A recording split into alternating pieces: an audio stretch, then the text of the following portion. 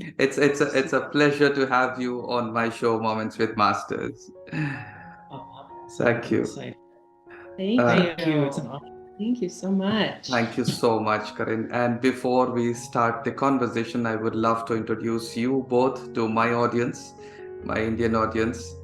And yes, our first guest for the day, after 25 years in leadership roles in the B2B technology and services space, Karin changed her life by serving and guiding the transformation of others.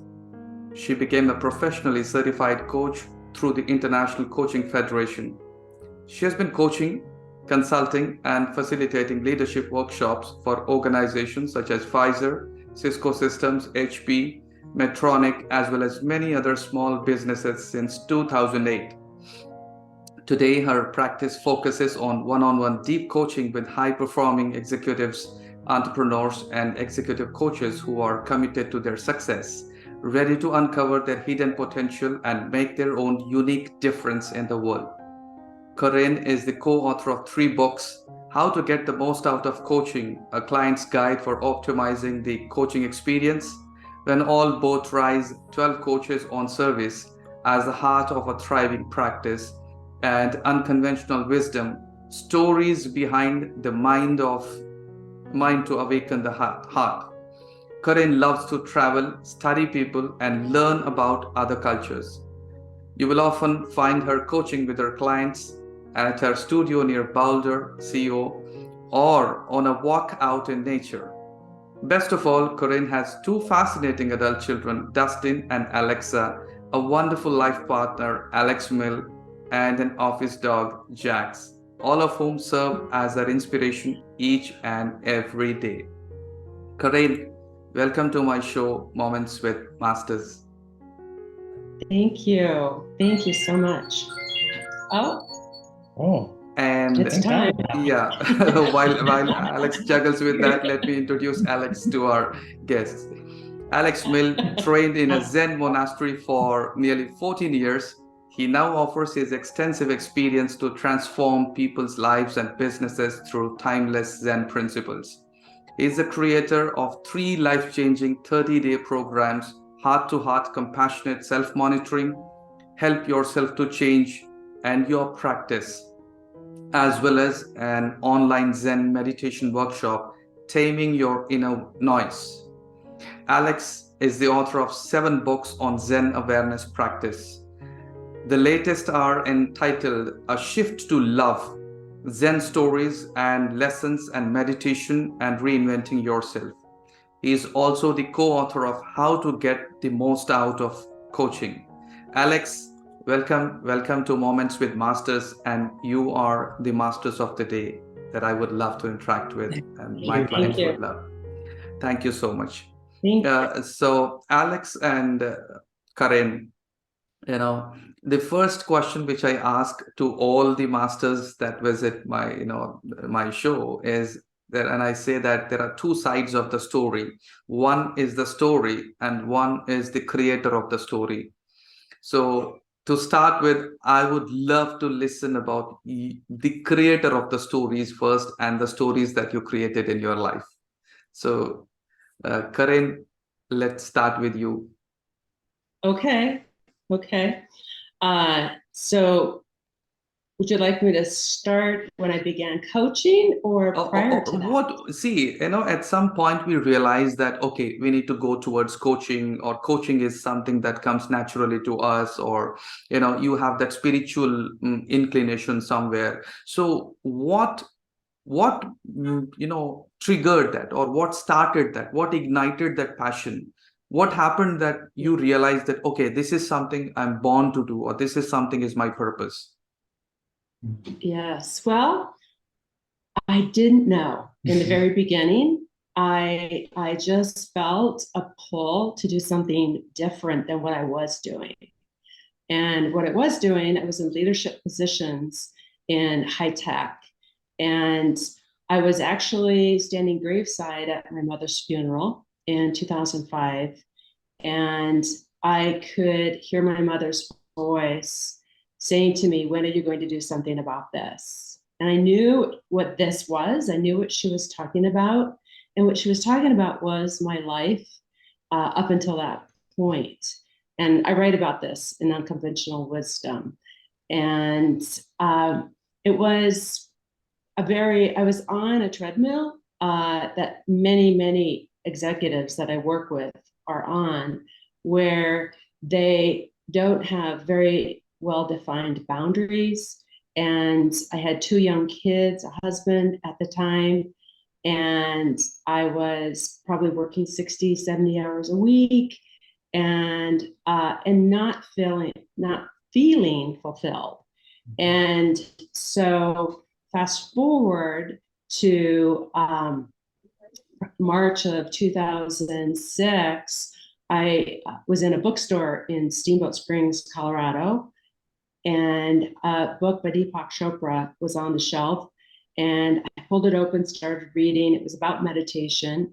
And I resisted it and didn't want to have the book. But then later in the afternoon, my husband and son had been up skiing. I'd been with my daughter for the day, and he suggested going to the exact same bookstore.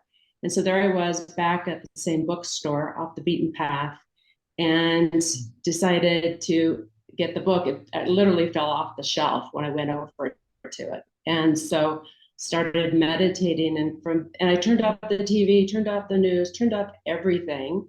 And by July of that same year, so just a few months later, I ended up leaving my job very unexpectedly. We were in the process of an acquisition, and I had it came to me like, oh, this is the time to leave. Unfortunately, my CEO didn't think it was the time for me to leave, but it was the time for me to leave. Mm-hmm. And then coaching very shortly thereafter appeared. And I'd done some volunteer work for a nonprofit in Boulder. And that one of the board members had asked me if I'd ever done coaching. At the time, I was doing consulting. And I said I hadn't, but that I was very interested in it. And she introduced me to a CEO of a company. I went in and started coaching all their high performers. And of course, I went and got every book I could possibly find on coaching. And this is back in 2007, before any kind of coaching was what it is today. It was very much in its infancy still. It's only a 35-year-old profession. And so this was years ago. And I've never looked back. Never. It's my calling. I love doing it. It's my absolute home stretch career. I will do until I can no longer breathe. So that's the short version, a very modified version of my story and my entree into coaching. Amazing. Thank you so much, Corinne. And I don't know why this is happening, but I've had many interactions in the last 2 months, and I felt I should share this, that many of who I spoke with had some, a story to share, which somehow connected with my story as well. And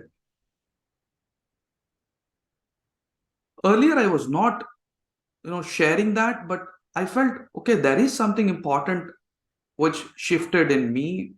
And this, when you shared your story about your mom and what she was speaking and how you heard, how you heard it within, the same thing happened with me last year. Last year, I lost my mom to COVID, and sorry. So it was like in one room, my mom was counting her last moments. In the other room, my dad was counting his last moments. Both of them were affected with COVID, and none of the hospitals admitted them because they were almost. I mean, the hospitals didn't want to take any risk at that point of time. And I'm a single parent with 2 kids. And so me and my kids in one room. So I had to go to my mom. I had to help my dad. take my bath, cleanse myself, come back again, cook food for my kids. So this was all happening. But the last 3 days, when I was serving my mom, and I would ask her, like, Mom, do you need anything? Mom, do you need any help? Shall I bring this? Shall I bring that? But she wasn't interested in any of those things, and she would repeat the same thing for the last 3 days. And she would know, I don't need anything, just be here, just be here, just be here. And at that moment it didn't connect. But then, when I lost her, and thanks to God, after just 3 days of losing her, my dad somehow recovered. And uh, he and I both were the only two people in the graveyard on the 11th day ceremony of my mom. And only both of us did everything, performed the Hindu rituals that we do. But when I came back home, I was like, a lady who has lived her whole life for us, for my kids, for my family. She doesn't want anything. She's not asking for anything. And she says only, just be here, just be here, just be here. I started pondering on that there was some message that she left for me. And I was wondering, like, whole life summed up into a three-word message. She doesn't expect anything from me even before she's going away, and says, just be here. And after about a few days, this book, I got this book, The Ultimate Coach by Steve Hardison.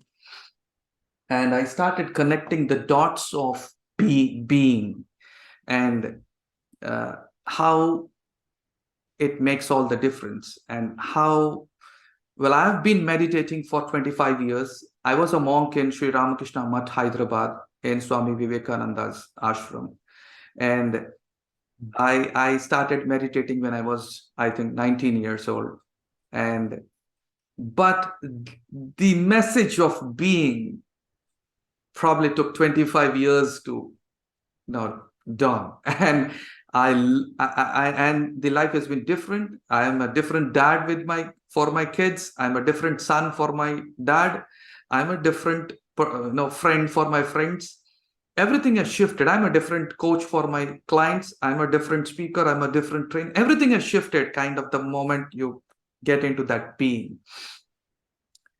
So thank you for sharing your story, Karen. It brought me my story also into the context. Thank you. And Alex, would love to listen from you. Thank you for sharing.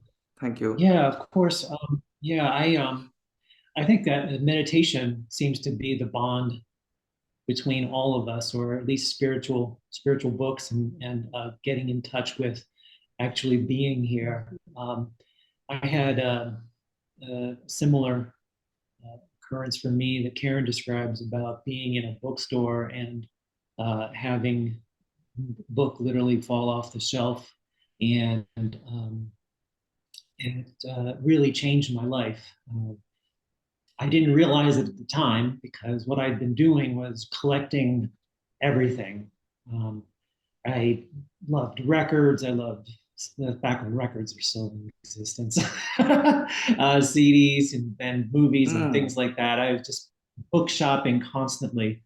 And so everything would have stayed the same for me had I not decided to do that one thing that was in all of those books that I started to get really hooked on, which was meditate.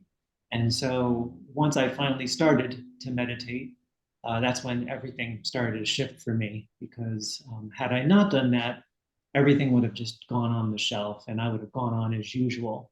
But for me, the step in being is very important.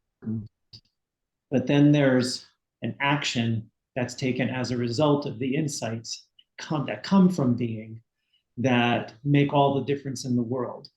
And so we had an expression at the Zen monastery where I trained, which was no shift in consciousness can come without a shift in behavior.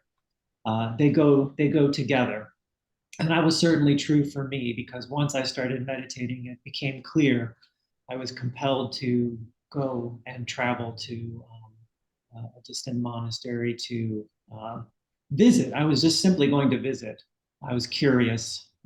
I was already committed to meditation. I had been doing it every single day. I did it on the travel cross country in a van, made time to sit in the back of that van and meditate. And then it became clear that I felt like I was at home when I finally arrived at the monastery. And so I just stayed, and people kept asking, well, are you ever going to leave? And I said, well, I'm there now. I have no idea. I had no intention of going there in the first place or staying there in the first place. And so, well, we'll see. And so I ended up staying there for close to 14 years. And during that time, I had such amazing experiences. Not all of them were fun and games. Uh, some of it was, a lot of it was actually very challenging because when we sit with whatever is there, we invite everything. And everything also includes that which doesn't want us to be free. And that was the blessing of being there. I couldn't escape from myself like I could out in the world. And I tried in my best of my ability to recreate that experience for people that I work with out in the world. The monastery had the advantage of creating a space, a container for people where they can't escape. It's an inside joke about the nearest town from where I was probably about an hour or so walk from the monastery. And we told people who were coming on retreat that if you did manage to get over the fence, you'd have to carry your luggage with you for miles to get to civilization. In any case, this is my long-winded way of saying that I had so much of a gift that I'd received while being at the monastery that when I left the monastery to see if there was a way that I can offer what I do on a larger scale, coaching just showed up on my lap. I remember I was sitting on the porch of my family's home, and I did a Google search for how to do what you love, and several names came up along the way. And one of them, without me knowing it, was a coach. At the time, it was really new. Coaching was fairly new, enough so that it was starting to catch on with lots of people. Anyway, I signed up to be on his coach training because when I read what a coach was, it reminded me of what I had been doing all of those years at the Zen monastery when I finally became a facilitator. When I crossed the threshold to being a senior monk there, I led workshops, retreats, offered guidance to people all over the world. And I thought, wow, this is exactly what I did while I was there. How amazing that there's a profession or a place that I can go to do what it is that I've been doing all of those years. And so for me, it was very clear. There was no other choice or alternative for me either. I knew that I wanted to go on all in with it, and so I started writing books. I started to share my stories because people found them to be very helpful on their own path, and then putting together a program that coalesced some of the best things that I learned while I was at the monastery to provide people an experience rather than information. Because so many people are curious about Buddhism or what's this, what's that mean, what's this, and a lot of times it's focused outward. I love to give people an experience of what's going on with you. So everything that the coaching that I do is about what goes on in the person across from me. It has nothing to do with anything that you're particularly interested in about me or the subject matter of what it is that I did. So anyway, I hope that's helpful. I hope that was enough of a story. I read about this all the Yes, time. Alex. Yeah. Yeah, thank you so much. And since you are two and I'm one, I usually don't prepare for my interviews, but I prepared a little. And here's a little, a few questions which I would be interested to know about. Karin, when someone visits your website, so now here's what they see on the website, that I coach from my head and my heart. Yes. And then your deepest purpose is to awaken more love, care, kindness, and humanity inside the workplace.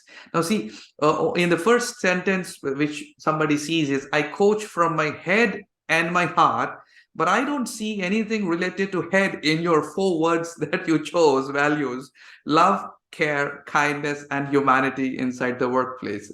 So, how do you balance between the head and the heart? I would love to know that. Well, yes, yes. So, as you know, most of the folks that I work with, based upon my bio, are entrepreneurs and executives, and then coaches that coach executives and entrepreneurs.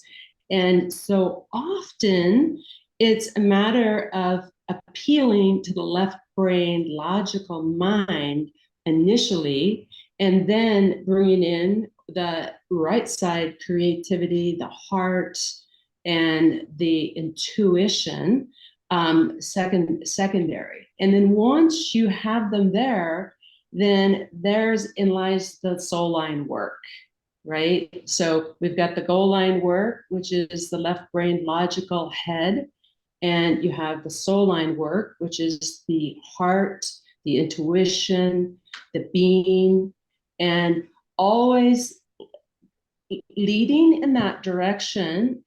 But you can't go straight out of the gate with that most of the time. Sometimes you can, but most of the time there would be resistance to that. And so allowing those walls to slowly break down as we're doing the work, and it is just phenomenal. And I can say every client that I work with, we always get to the heart, the intuition, the super conscious mind, the being, how things in life, there's breadcrumbs to follow and awaken to. And it's really just exciting work, really fun work.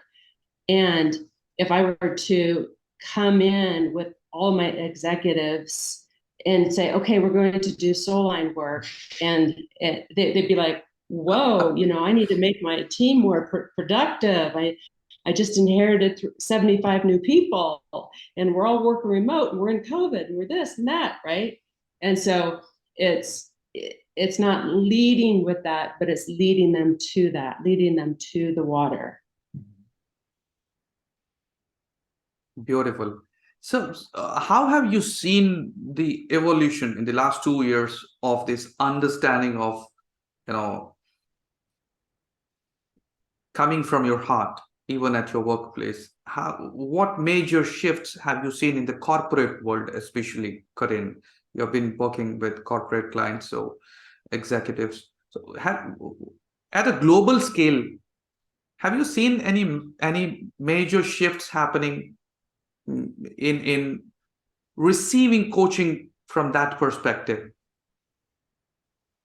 Well, I can't say that I've seen any major shifts, just because I've been doing this work for a very long time, and have been very committed to the soul line work and the inner work inside out, that our external world does not create our internal world. So I've had this understanding for many, many years, and have been doing this work for many years. The last couple of years, what I think a lot of executives and entrepreneurs are struggling with are having a lot of people working remote, and how do we keep the collaboration working when you're not inside a physical workspace. And so there's things like that I've been working with. And and yet, you know, there's always been a dispersed workplace, right? Just not as many people. And so it's just applying some of the same principles to that work. Brilliant. I hope that answers Yes, your question. yes, yes. Thank you so much, Karen. Alex, back to you. Here's what appears on your website. Let me help you live a conscious, compassionate life. And your mission is to help drop the voices in your head so you see through their limitations and choose something bigger and better for your life. Now, when people call me and they talk to me and in my trainings and workshops, I've had many people, the moment they hear about dropping into your heart from your head, or even trying to do something about the voices in your head or the noise in your head, they're scared. People are scared to try that. Yeah.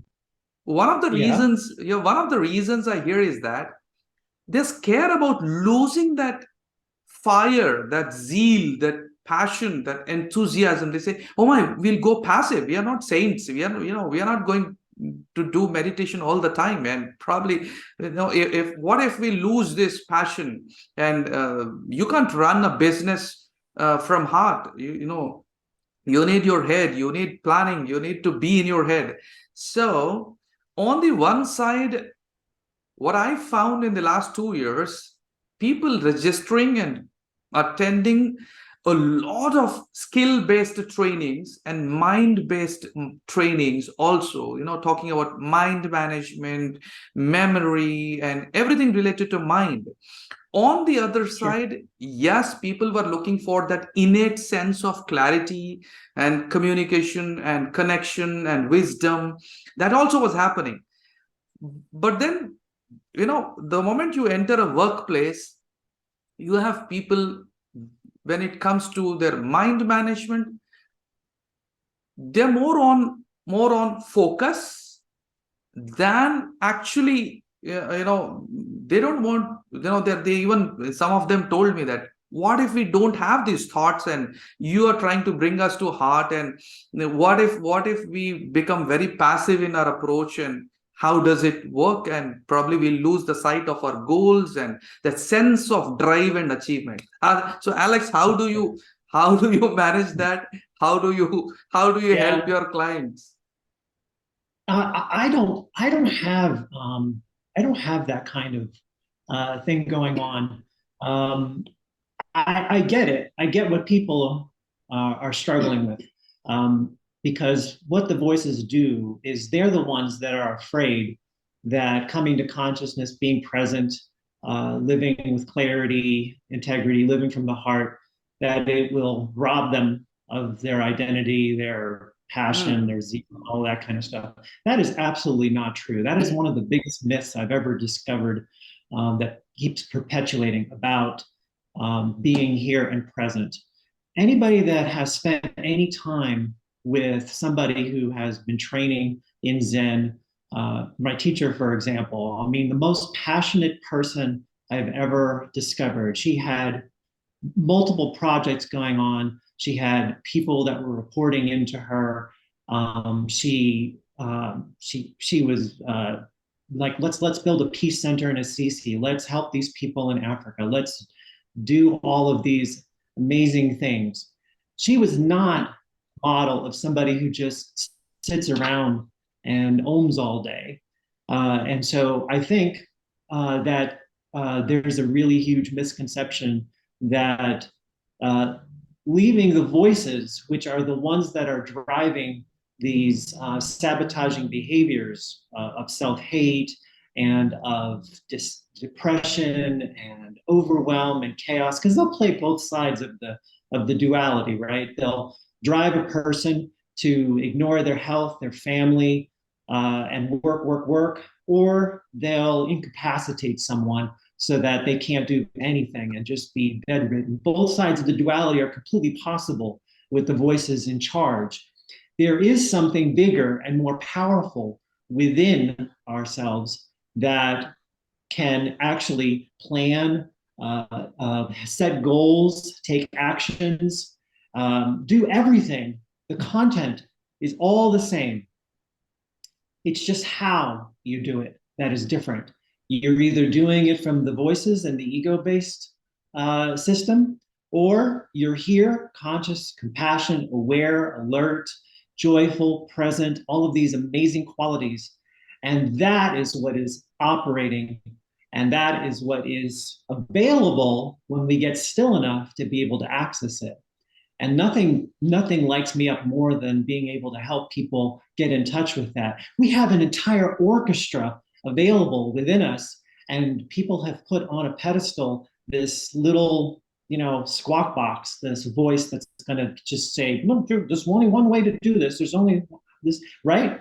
And so, yeah, I want everybody to have that experience of being so open and available to life guiding you, rather than this guiding you. That's what I do. This is the voice. So in case everybody's, this is what we do. I hope that's yes. Yeah, beautiful, Alex. Alex, when I started meditating for hours together in 97, 98, and I continued for a long time. When I started, I was like even driven by a sense of achievement. Let's meditate for 3 hours. Let's meditate for 4 hours, kind of thing. But then gradually, it shifted. But 3 years ago, when I actually read The Surrender Experiment by Michael Singer, that shifted everything, and everything, like, I found everything in place. And I remember the next day I was driving to my workplace and I was like flying, and it was such a bliss that I experienced when that wisdom dawns, when that experience, when you feel that, okay, you don't have to be so hard on that, and doing it like an exercise kind of thing. And everything shifted, the whole understanding. And then I kind of dropped everything for just presence, just being there, and just being open for anything that happens, and not to call it technically meditation, but just sit there and just see what happens, what thoughts come, what thoughts go, and you just be a witness of everything that's happening. And that kind of, like, it made it so easy and effortless and so blissful, the whole journey. And I found in this whole 25 years of this practice, there were two things which were happening, which I noticed earlier. One is your increased sense of intuition, and the second is the miracles happening, serendipity. The coincidences happening, and then you connect the dots, like, and because you're present to it, you can see it. Exactly. It's right here under your nose. Always. Right. It's always been there. It's just always there. We're so trapped up in here that I'm always constantly referencing this, so I don't actually get to see. Yes. Yeah. So, Alex, when you say that, you also say that it needs practice. When you say it needs practice, what do you mean when you say it needs practice? Are you talking about a system or a structure? Actually, what I find is that there's this egocentric conditioning that we start developing in our lives that is in control of us. People who have been following me for a while understand I keep referencing these voices and the thoughts that constantly keep driving someone who are trying to people who start this out will notice that it's easier to do the things that are not so good for us right? Staying up late, addictions, um, eating poorly, sleeping poorly, not exercising, all these kinds of things. And it's harder to do the things that actually do take care of us, like eating well and exercising and meditating and all these sorts of things. And it's not an accident, right? It's the voices that are driving the system that are attempting to get us to this feeling of feeling bad, right? It's this hopelessness, to quit, to give up. Uh, in fact, one of the challenges that I have with folks who are engaged in a process of seeing through them is that they'll either try to discourage somebody or tell them that, I don't really have any of this as a problem. And so they quit that way too. And so um, the practice is designed to keep one here once one is here. So you had that amazing insight while you were driving, right? It all just came together, that it can be effortless. What happens is give it some time, and then the same system that's trying to come in to redirect and keep you enslaved to this way of closed-minded, structure. It's just very impressive how it works, where it comes in and it tries to take over and keep you stuck.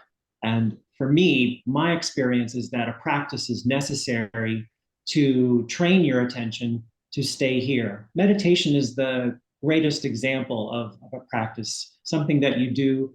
It doesn't take long, just 5 minutes, but something that you do to keep training your attention to stay here in this present moment. Because anybody that's spent any time in silence and just being here will know that pretty soon this will start, thoughts will start coming in, scenes from a movie. You'll start making shopping lists, things to do, an interesting thing that somebody said to you the day before, and all of a sudden the emotions are arising within you. And so the practice is the way that I teach it with meditation, is to keep coming back here over and over and over again. And that gives you an advantage to be able to bring your attention back to the present moment as you are walking around through life. For me, meditation isn't an experience per se, it is training so that when you leave the cushion, when you get up and you go out into the world, you can keep your focus, you can stay in that presence, that beingness, wherever it is that you go, because it is so challenging when the rubber hits the road to stay here. It's this thing that I share with people who I work with and who I meet with every week, which is the trick is not to leave and then figure out how to come back to the present or to let go. It is to stay in that place of presence and then periodically maybe come back every now and then once we, if we happen to have wander off. But there is a structure, and there is a, I have 3 30-day programs that guide people through that structure to get them to give them the tools necessary to access their compassionate inner mentor, to be the compassionate inner mentor, rather than going along with the egoic mind. I hope that answers your question. Yes, thank you so much, Alex. Sure. And one more secret advantage that I found, if the corporate world is interested in, is that your ability to learn. I somehow felt meditation fires up your neurons in a different way, and I found that it kind of 10x'd your ability to learn new things. And clears up so much space. Yes. And something that you would generally take about 1 year to learn, probably you will learn in not even 6 months, less than 6 months. You will feel that. Yes. And yes. I had a client who she says that she would take on a new habit or a new thing that she wanted to learn how to do every year. And she started doing this work. She was able to take on she started doing improv classes. She started doing rock climbing. She started doing all these things. And she was like, wait, I already had a busy schedule before we started doing this. Now I just have so much energy freed up to do anything. Yeah, it's incredible, just as you're describing. Yes. Karen, back to you. So There are two things, Karin, I was interested in asking you, and I'll go back with the same question to Alex later.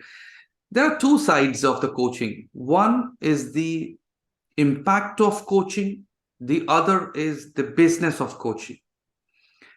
So I would want you to talk about your experience and your understanding of that for the benefit of many coaches who would want to learn about this. You know, many coaches, when I talk, they're more focused on the impact that they can create for the client. And then there are coaches who are more interested in the business of, not interested, maybe they want to learn more about the business of coaching. Now, you can't say that, I want to become the best in the impact of coaching, but I don't, I can do without the business of coaching. So how do you find the balance in this, or what would you love to share about your experience and your understanding of the balance between both? Yes. Well, I'll start with the business of coaching, and the when we embark on coaching. So if I take myself back even just to 2006, and I decided to set up a consulting practice, I pulled in a lot of the different skills that I had learned by being an executive inside an organization. And so I needed to be the chief marketing officer. I needed to be the CFO, the chief financial officer. I needed to be the chief innovation officer. I needed to be the CRO, the chief revenue officer, and I needed to be the CEO of the company and make the big decisions. And so there were a lot of different hats that you wear as an entrepreneur, as a solo entrepreneur. And coaching is a business, and you have a practice, and you need to show up to work, and no one's going to be there to tell you you didn't punch in or you're late. It's all driven through your wanting to do this work, right? And so then that shifts to the impact. And the impact that you create in the world is based upon time and attention.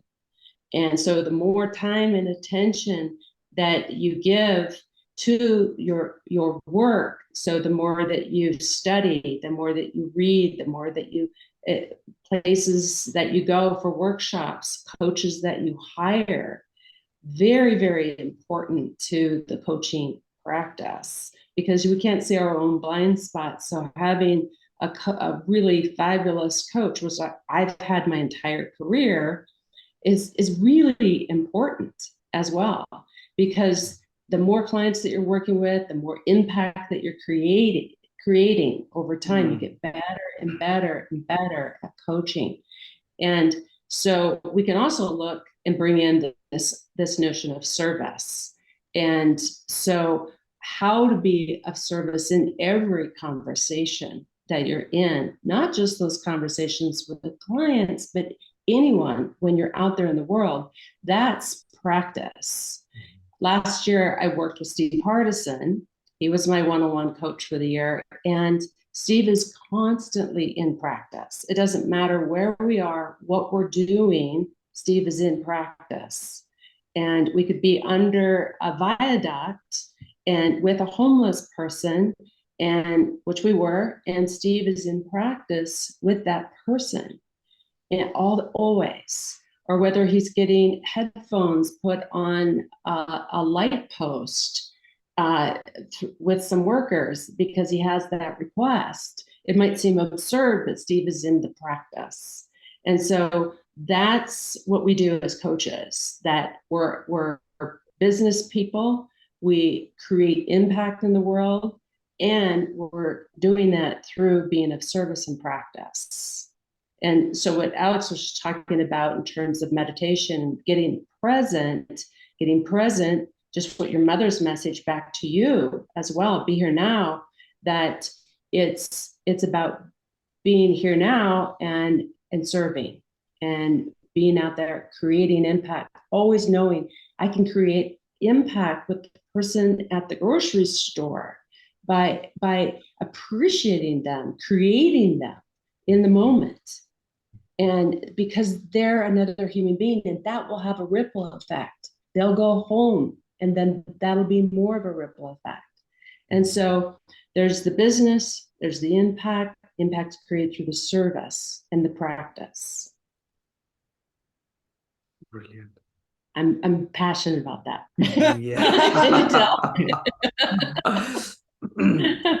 Yeah. And just going back to my website, if I may, I created it back into that language back in 2008. That my purpose, right? My purpose is to bring more love, care, kindness, and humanity into the workplace. And I truly believe that. I live that. So that's why when you said, the past couple of years, it's like, I've been living this for so long. Yeah. Thank you so much. And since you spoke about your coaching with Steve Harrison for a year, and since you already spoke about that he's in practice when he's doing anything and everything, definitely I would want you to share your understanding of what that practice is. What exactly can we understand that as? Whatever he's doing, he's in practice. So I would want you to elaborate a little on your understanding of that. Yeah. So from my observation is that he is very present. And because he's very present, he's extremely intuitive. He can read the other person almost instantly. So imagine me in his studio, and I'm the type of person that shows up and I have what I want to work on. And yet Steve will come in, and first thing is big hug and presence and energy exchange. And then he'll dive right into what's on my page without ever seeing it or without me speaking it, almost every time. And that is him so consistently being in practice. Amy, I heard her years and years ago once say, Steve flirts with everyone. What she means is he puts his attention on everyone. And it's his undivided attention and really, really seeing them, whether it's a person that's at his front door and it shouldn't be there, or like we read about in the book, or whether it's a homeless person on the street. Does that help define what practice is? Yes. Certainly. Correct. Yes. Alex, so practice, presence. And I don't know, Steve operates at a very different level, because I was shocked the other day. I think day before yesterday night, I was thinking of something. I'm in India. I'm thinking of something, and I get a message from Steve, which is right about what I'm thinking about. I don't know. Yes. And this has not happened just once. This has happened a number of times since I have been in touch with Steve. I'm thinking of something and I get a message, and it's that thing which I'm thinking about, and there's an answer for that. There is a message about that. And yes. Yeah, it's a higher vibration level. Yes. Yes. And we all have that. We all have that ability. Yes. Thank you. Alex, the same way, but certainly because coming from a spiritual background, but coming from a life of meditation, how do you now see or treat business of training or business of coaching? How has that shifted for you? And yeah, I leave it open to share your experience of that. Okay. Yeah. So people, in my experience, they're not really all that separate. People will talk about money as an exchange of energy it's at the monastery where I trained, I was actually responsible for a lot of things. I was responsible for the operation of the monastery itself at one point. I was responsible for making sure a kitchen worked efficiently for not just the monks sometimes, but when we were on retreat. When we had lots and lots of people, like 45 plus, we would do away retreats where We go and cook for our retreats in a new location that I've never been in before. I was responsible for providing the teachings to people long distance.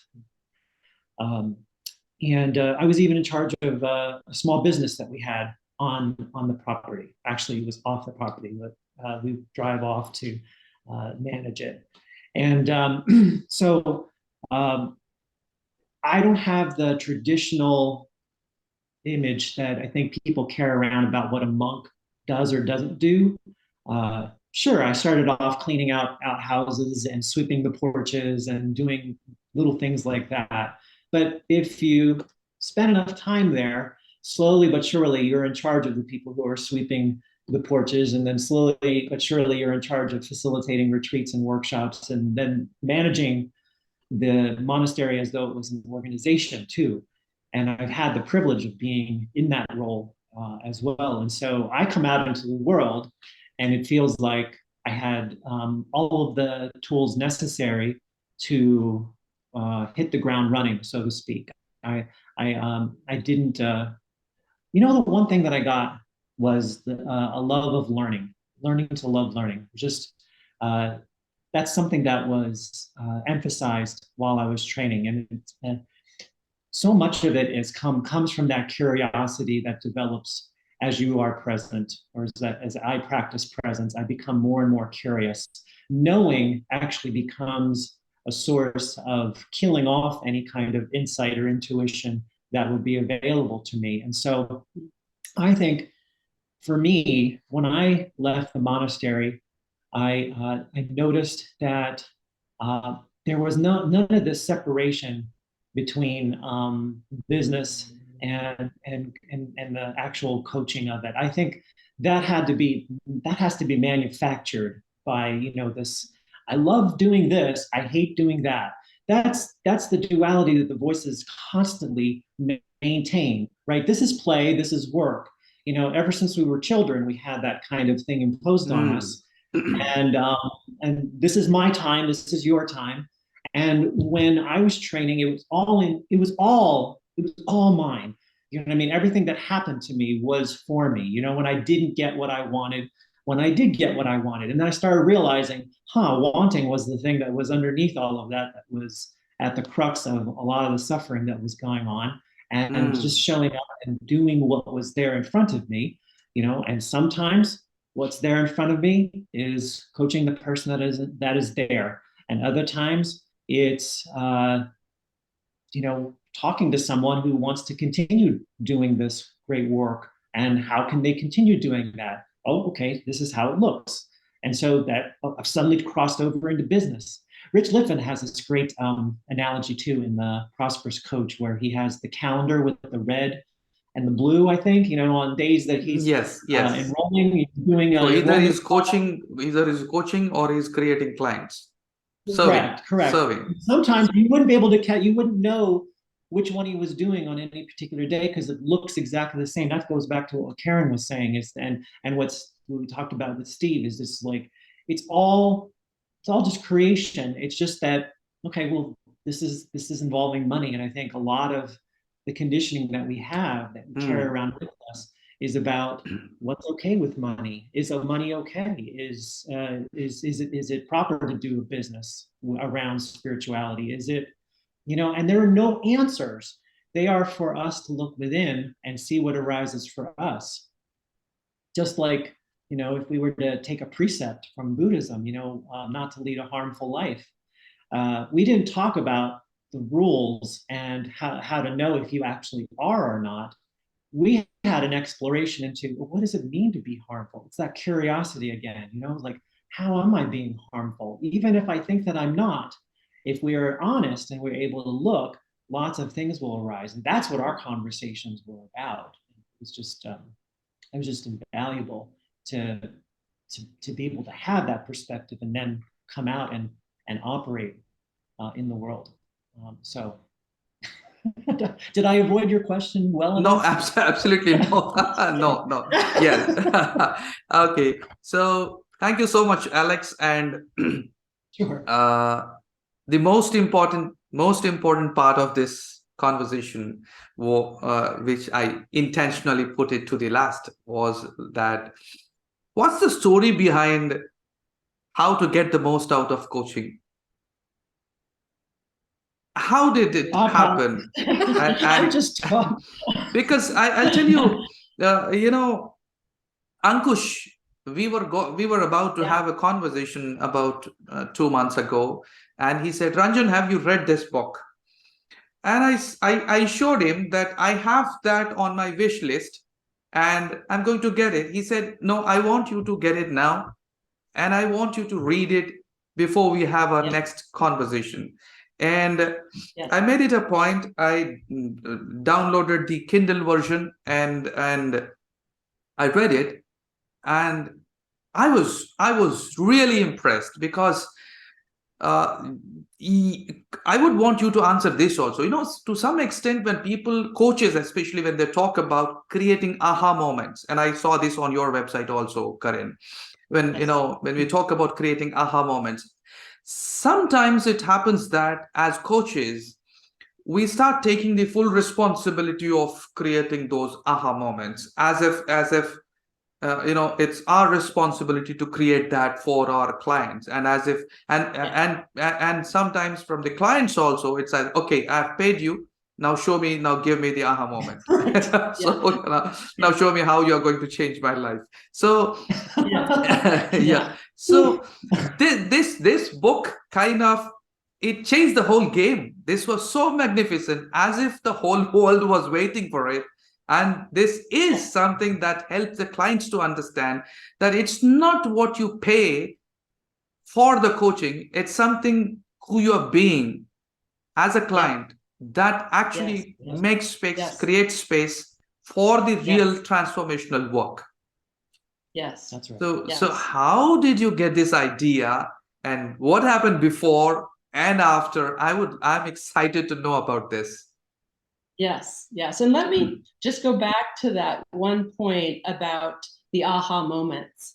I believe that our job as a coach is to have these skills and abilities to evoke from our client their aha moments. So I think that's our role. And the client's role is everything that we've defined in the book. So let me back up and share with you how the book came into origination.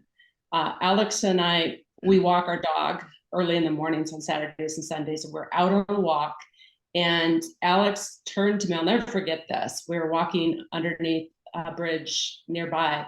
And he said to me, I really want to create an ebook for my clients so they can really understand how to get the most out of their coaching experience with me. And it just stopped me in my tracks. And I said, there's nothing out there like that. I know, because I've looked for it. That is brilliant. You should write that. And then he said, no, you should write that. And I was like, no, you should definitely write that. And so we were kind of doing this for at least a year. I don't know if it was that long. No. A while. You wouldn't let it sit that long. A while. And then right before COVID, we started going to the coffee shop and we started to outline it. And then we were in the Advanced Client Systems, Steve Chandler's program. That's where we had actually met in the second one. And now we're at the 9th one, and it's the last one.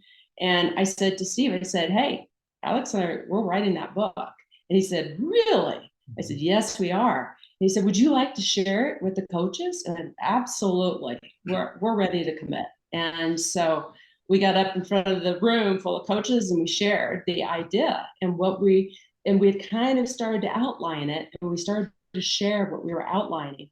And the coaches pretty much gave us a standing ovation. Yeah, they were enthusiastic. They were super enthusiastic. They were like, whoa, that's really cool. And so then COVID hit, right? That was February of 2020.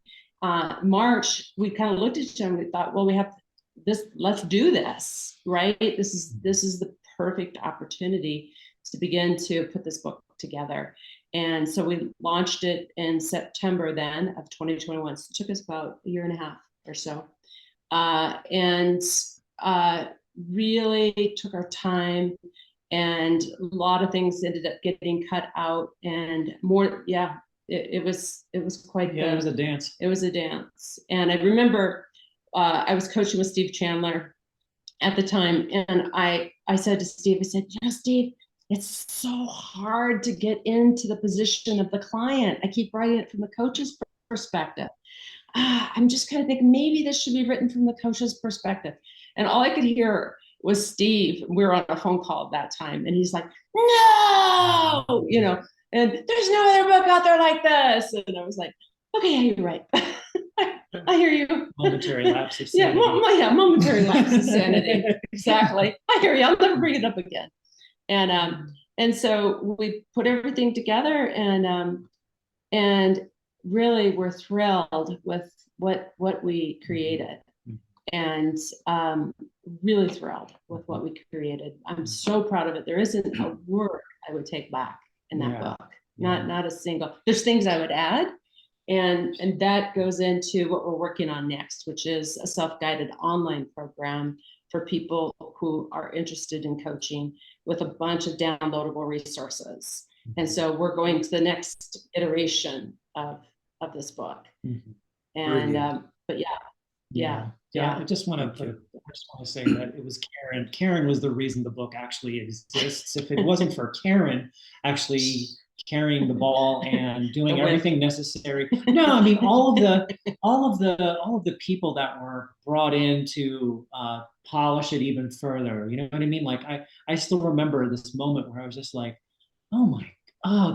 these chapters, they feel like disjointed and all this, but when we brought in all of the people that kept working, and then insights arose about what was missing and how to add humor to it, how to do all this. So just she just like took it and ran. That was like the most amazing thing that everybody owes everything to Karen. Yes, absolutely. It was a labor of love for sure. For sure. And as somebody who has read this book, I can share this is one of the best books I've ever read. And I've really loved every part of the book. And I felt, oh my God, this is not just for clients. This is for the coaches as well. Yes. This actually puts everything in perspective. This everything from both sides. And exactly. And how it is your responsibility to help your client see what you expect them to see. That's exactly where this process was born from. So Karen says that I had brought up this idea for an ebook.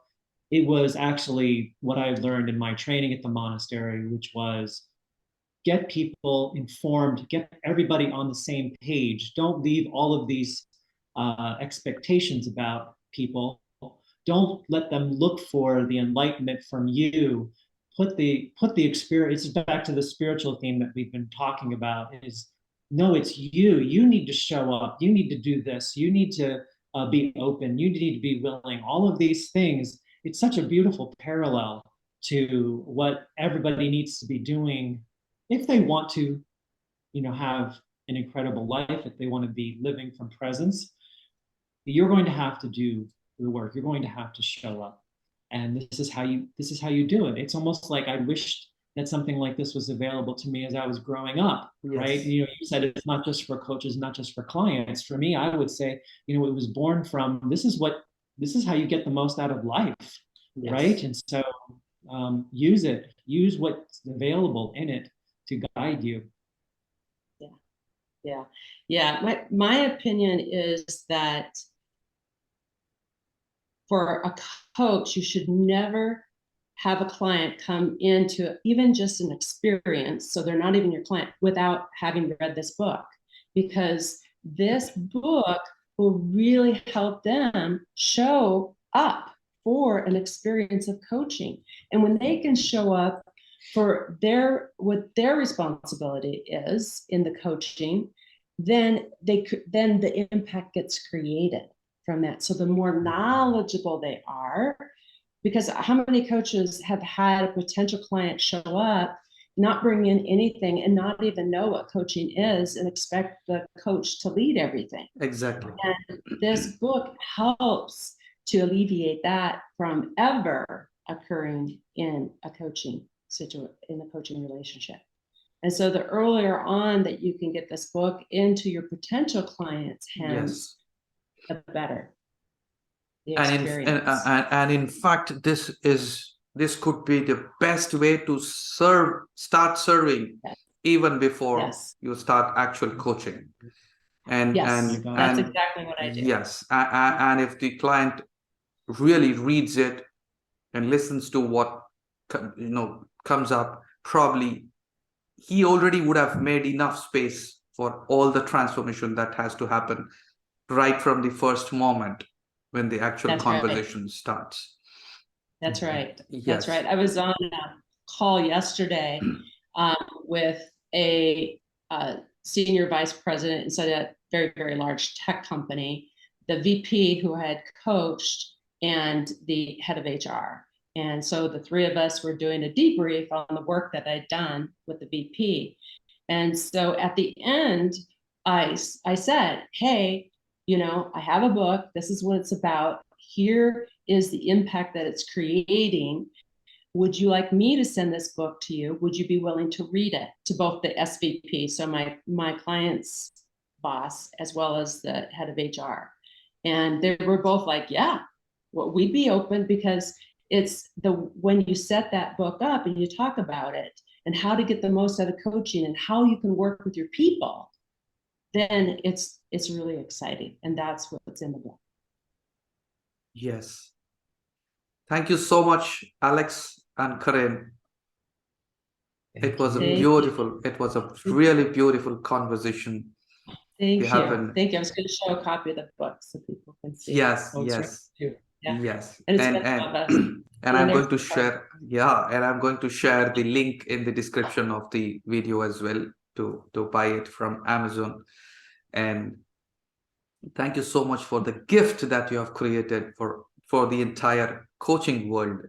And probably everyone who knows about it really feels happy that such a book exists now, and a big gap that you have filled. And thank you so much. Thank you so much, Alex and Karen. And thank you. More to come. Thank you so much. Yes, love you so much. Namaste. Namaste from India. Namaste from Colorado. Thank you.